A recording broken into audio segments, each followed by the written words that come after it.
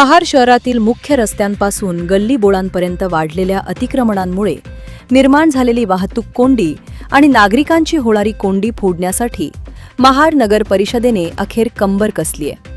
नवनिर्वाचित नगरसेवकांच्या सर्वसाधारण सभेत झालेल्या ठरावानुसार आज सकाळपासून शहरात व्यापक अतिक्रमण हटाव मोहिमेला सुरुवात करण्यात आली। मात्र केवळ रस्त्यावरील टपऱ्या न हटवता शहरातील बड्या अनधिकृत बांधकामांवरही प्रशासनाचा हातोडा पडायला हवा, अशी आग्रही मागणी आता नागरिकांकडून केली जात आहे। प्रशासकीय राजवटीच्या काळात शहरात अतिक्रमणांचे प्रमाण प्रचंड वाढले होते। यामुळे मुख्य बाजारपेठ आणि अंतर्गत रस्त्यांवर दररोज मोठी वाहतूक कोंडी होत होती। या त्रासामुळे नागरिक आणि वाहन चालकांमध्ये वारंवार वादाचे प्रसंग उद्भवत होते। अखेर महाड नगर परिषदेच्या नवनिर्वाचित लोकप्रतिनिधींनी या समस्येची दखल घेत सर्वसाधारण सभेत अतिक्रमण हटवण्याबाबत ठराव मंजूर केला आणि प्रशासनाला कारवाईचे आदेश दिले। त्यानुसार आज सकाळी महाड एसटी स्टँड परिसरापासून या मोहिमेचा शुभारंभ झाला।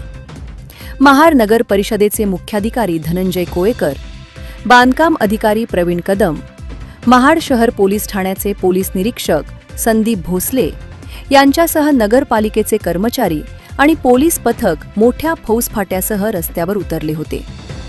या मोहिमेत जेसीबी, डंपर आणि पालिकेची संपूर्ण कार्यालयीन यंत्रणा सक्रिय सहभागी झाली होती।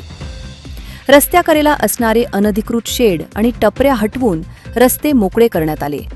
नगर परिषदेच्या या कारवाईचे स्वागत होत असले तरी नागरिकांमध्ये आता अनधिकृत बांधकामांबाबत चर्चा सुरू झाली आहे।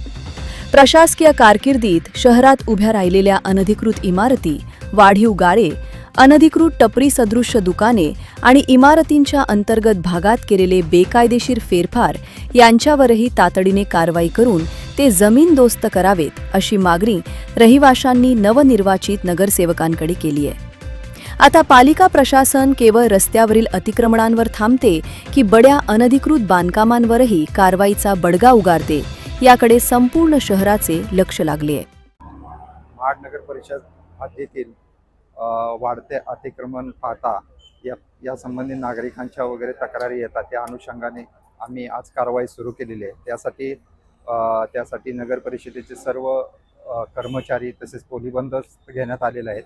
याशिवाय काल आपण अतिक्रमणधारकांना दौंडी देऊन सूचनाही देण्यात आली की स्वतःहून अतिक्रमण काढण्यात यावं, याद्वारे नुकसान होणार नाही। या अनुषंगाने काही अतिक्रमण काढण्यात आलेले आहेत स्वतःवरून, परंतु काही अजूनही तसेच आहेत। ही अतिक्रमण काढण्याची कारवाई सुरू आहे।